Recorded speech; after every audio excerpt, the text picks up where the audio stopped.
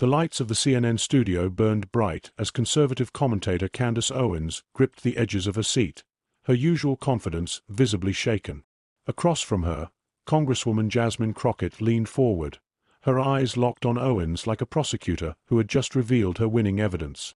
"Ms. Owens," Crockett said, her voice calm but cutting through the tension like a knife, "for years you've positioned yourself as a champion of truth and transparency.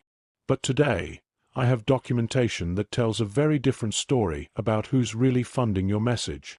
The studio fell completely silent. The moderator froze. Camera operators exchanged stunned glances. What began as a standard political debate about election integrity had suddenly transformed into something no one had anticipated. Owens' face tightened as she glanced at the folder Crockett had just opened on the table between them, papers clearly visible with highlighted sections and official letterheads. "This conversation ends now," Owens attempted to interrupt, but Crockett continued, undeterred. "No, Ms. Owens, I believe America deserves to know exactly who's been orchestrating your rise to prominence." The audience collectively held their breath. What would happen in the next 20 minutes would change how millions of Americans viewed one of social media's most influential conservative voices forever. Before we continue with this explosive confrontation, make sure to like this video and subscribe to our channel. Hit that notification bell so you never miss another political showdown that the mainstream media doesn't want you to see. Candace Owens had built her reputation as an unapologetic conservative voice. Rising from relative obscurity to becoming one of the most recognized political commentators in America, Owens had amassed millions of followers across her social media platforms. Her direct, no-nonsense approach and willingness to challenge liberal orthodoxy had made her a darling of conservative media and a frequent guest on Fox News. At just 33 years old, Owens had written best-selling books, launched a successful podcast, and developed a powerful personal brand centered on fighting what she called the Democrat plantation mentality. Her story of transformation from liberal to conservative had resonated with millions, particularly young voters who felt alienated by progressive politics. With her polished appearance and articulate delivery, she had become an influential voice for a generation of conservatives. When Owens spoke, her followers listened. When she endorsed products or candidates, her loyal audience responded. She had crafted an image of authenticity, a truth-teller unafraid to speak her mind regardless of consequences. Across the political aisle stood Congresswoman Jasmine Crockett, a 42-year-old freshman representative from Texas who had taken a very different path to political prominence. A former civil rights attorney who had defended protesters in Ferguson, Crockett had built her career fighting for voting rights and criminal justice reform. Her legal background had given her a methodical approach to gathering evidence and constructing arguments.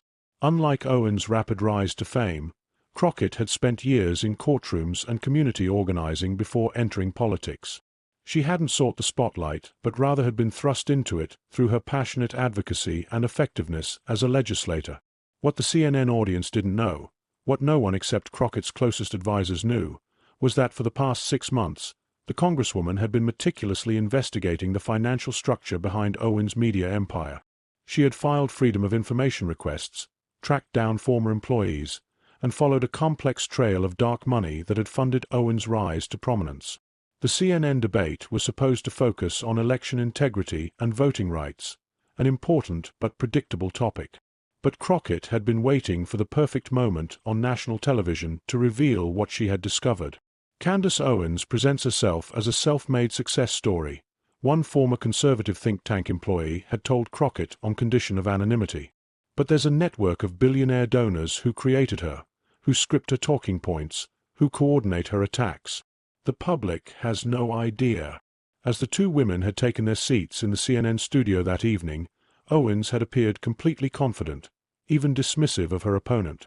She had no idea what Crockett had brought with her, a folder containing documentation that would challenge everything Owens claimed to stand for. What do you think about political commentators who present themselves as independent voices? Have you ever discovered someone you trusted was being funded by hidden interests? Share your thoughts in the comments below. We're reading them all and will highlight the most insightful responses in our next video.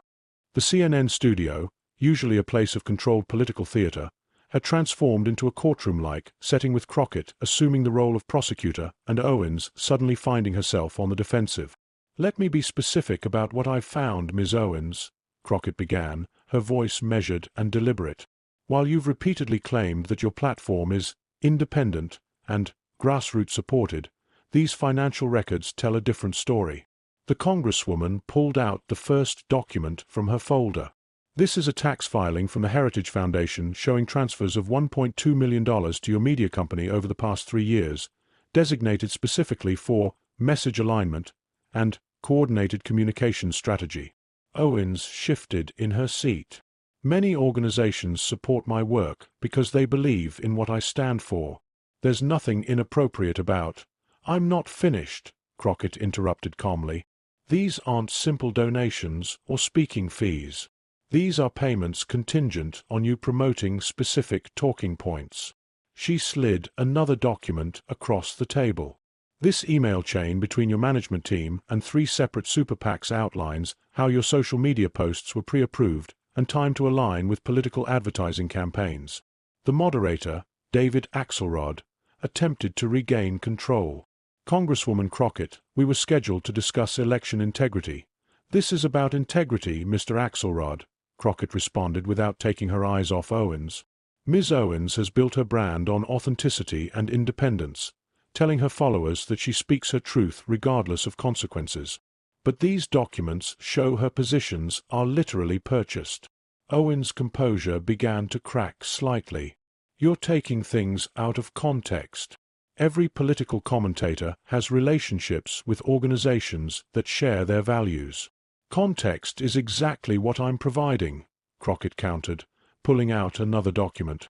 "This contract stipulates that you would not publicly criticize certain donors or their business interests, regardless of your personal beliefs." "How is that speaking your truth?" The studio audience murmured as camera operators zoomed in on the document, which clearly showed Owens' signature. Crockett continued methodically. "You've criticized Black Americans for having a victim mentality, while privately accepting millions from organizations that actively oppose voting rights legislation. You've called climate change a hoax, while taking funding from energy companies that your contract specifically protects from your criticism." Owens attempted to regain footing. "This is nothing but a politically motivated attack. You've been planning this ambush instead of focusing on your constituents' needs." "These aren't my claims, Ms. Owens. These are your contracts, your emails, your bank statements," Crockett responded, pulling out more documents. "Let's talk about your Blexit Foundation that supposedly supports Black Americans leaving the Democratic Party. According to these financial records, less than 12% of donations actually fund community programs. The rest goes to administrative costs, your speaking fees, and consultants connected to your personal business interests." The moderator tried again. "We need to redirect to the topic of election." "No, David, the American people deserve to hear this," Crockett insisted. "Ms. Owens has built a career calling others grifters, while operating one of the most sophisticated grifts in modern politics." Owens' face flushed with anger. "You come here with stolen documents and expect me to—" "Nothing was stolen," Crockett interrupted. "These were obtained legally through FOIA requests, public records, and testimony from former employees. And I notice you're not denying their authenticity." Crockett then pulled out her phone. "I'd like to play something for the audience. This is from a fundraising event last year that wasn't meant for public consumption." She pressed play, and Owen's voice filled the studio. "These people are so easy to manipulate. They'll believe anything if you wrap it in patriotism and tell them they're victims of the left. Just keep them angry, keep them donating, and keep them clicking." The studio fell completely silent. That's manipulated," Owens stammered. "That's not my voice. 3 separate audio forensic experts have verified its authenticity," Crockett responded. "And I have 3 more recordings just like it from different events." Owens looked toward her producer off-camera, desperation visible in her eyes. The producer seemed frozen, unsure how to handle the unfolding disaster. Crockett continued, her voice growing stronger. You've built your career calling others frauds and sellouts while selling out your own stated principles for the highest bidder. You've accused Democrats of plantation politics while allowing wealthy donors to literally script your talking points. She turned to address the audience directly. This isn't about conservative versus liberal. This is about honesty versus deception. Many principled conservatives would be appalled to learn about this level of coordination and manipulation. Owens attempted to interrupt, but Crockett pressed on. Your followers believe they're getting your authentic opinions, but they're actually receiving carefully crafted messages designed by political strategists to benefit specific donors. They deserve to know who's really behind the content they consume. The turning point came when Crockett revealed her most damaging evidence yet. Ms. Owens, you've repeatedly stated that you left the Democratic Party because of personal conviction and principle. You've told this story hundreds of times, how you had an awakening and could no longer support progressive policies. Crockett pulled out another document. But this email exchange between you and the CEO of the Urban Policy Alliance tells a very different story. Would you like to read it, or shall I? Owens remained silent, her eyes fixed on the paper. I'll read it, Crockett continued. Candace, we've analyzed the market and identified a significant opportunity in the conservative media space. There's demand for a young, articulate black voice willing to criticize Democratic policies. We project potential earnings of $1.2 to $1.5 million in your first year if you're willing to pivot your brand accordingly. We already have donors lined up who will fund this transition. The audience gasped. And your response, Ms. Owens? The money sounds right, but I'll need creative control over how I frame my conversion story. Let's meet to discuss specifics. The silence in the studio was deafening. This isn't about politics, Crockett said, her voice now gentle but firm. This is about truth. You've built your entire brand on a calculated business decision while presenting it as a principled awakening. Owen's face had gone pale. You don't understand the context.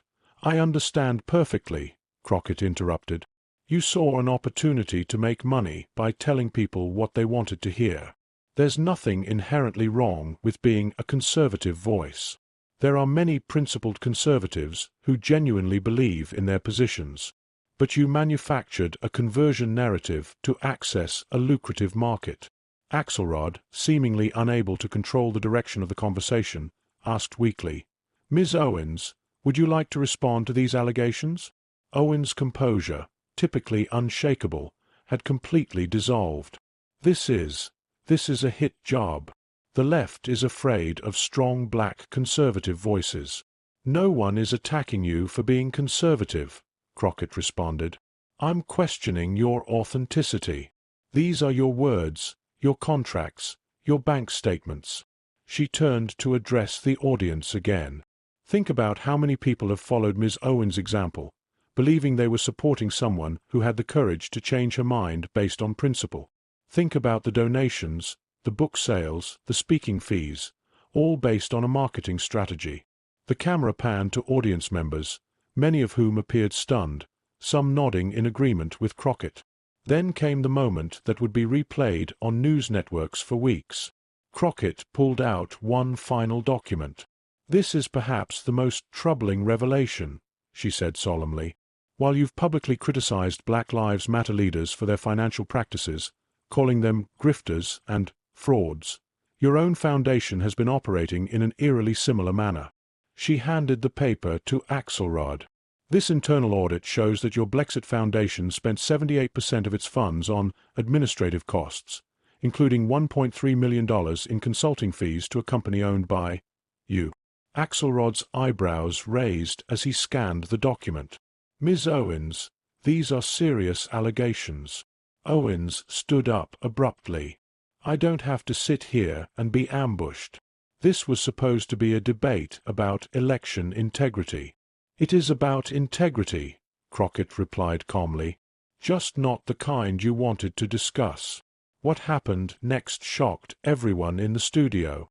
Candace Owens, known for her quick comebacks and unflinching confidence, simply removed her microphone, placed it on the table, and walked off the set in silence. The camera stayed on her empty chair for several long seconds before panning back to Crockett, who sat calmly with her evidence still spread across the table. "I take no pleasure in this," she said to Axelrod. "But the American people, especially those who have supported Ms. Owens financially, deserve the truth." As Owens' producer frantically followed her backstage, the control room cut to an unscheduled commercial break.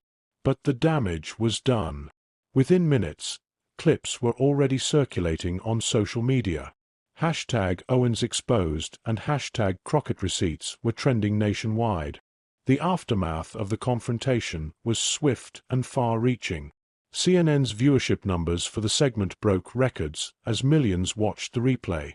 Fox News initially remained silent, while MSNBC and other networks ran continuous coverage analyzing each piece of evidence Crockett had presented. Within hours, Owens posted a video to her social media accounts calling the confrontation a coordinated attack, but notably failing to address any of the specific documents Crockett had revealed. Her usual confident delivery was replaced by a defensive tone that many followers immediately noticed. "She's not denying anything specific," one commenter noted in a post that quickly went viral. "Just saying it was an attack without addressing the evidence." 3 days after the confrontation, the first major consequences emerged. The Heritage Foundation issued a statement, temporarily pausing our relationship with Ms. Owens pending an internal review. 2 major sponsors of her podcast announced they would not be renewing their contracts. More significantly, former followers began speaking out. "I donated $500 to Blexit because I believed in her story," one man told ABC News. "To learn that most of that money went to her own consulting company feels like a betrayal." A week after the CNN appearance, the IRS announced it was reviewing the tax-exempt status of Owens Foundation. Former employees, seemingly emboldened by Crockett's public stand, began sharing their experiences working with Owens. "Everything was calculated," one former social media manager told The Washington Post. "We had spreadsheets tracking which types of outrage generated the most engagement and donations. It was never about conviction. It was about conversion rates." As public interest in the story grew, journalists began investigating Crockett's claims independently. One by one, they confirmed the authenticity of the documents she had presented. The email discussing Owens' conversion as a market opportunity was verified by 2 former executives at the Urban Policy Alliance who came forward to confirm its authenticity. Conservative commentators were divided in their response. Some immediately distanced themselves from Owens, while others attacked Crockett's methods without addressing the substance of her revelations. But perhaps most telling was the response from principled conservative intellectuals. "If these allegations are true, and the evidence appears compelling, this damages the entire conservative movement," wrote a respected conservative columnist.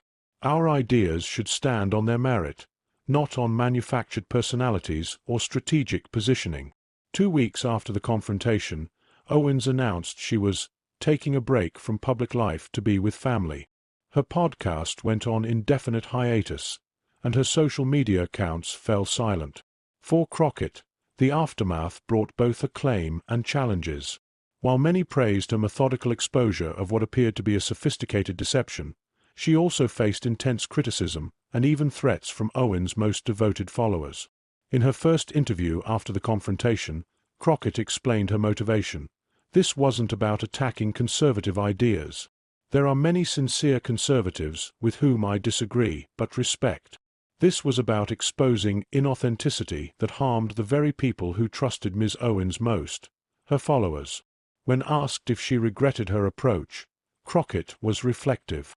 "I chose a public forum because Ms. Owens built her platform on public pronouncements about others' integrity. Those who position themselves as moral authorities should be prepared to have their own morality examined." 6 months later, the full impact of the confrontation had become clear.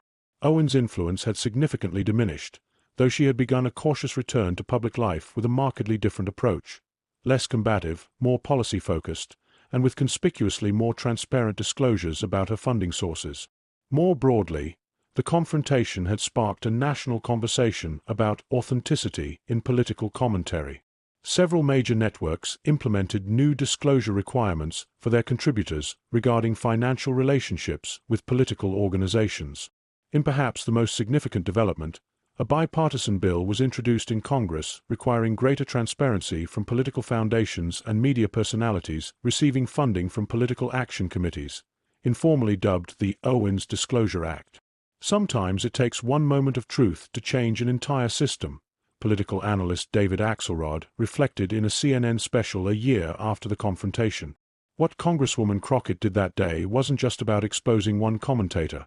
It was about challenging an entire ecosystem of manufactured outrage and calculated positioning that had come to dominate our political discourse.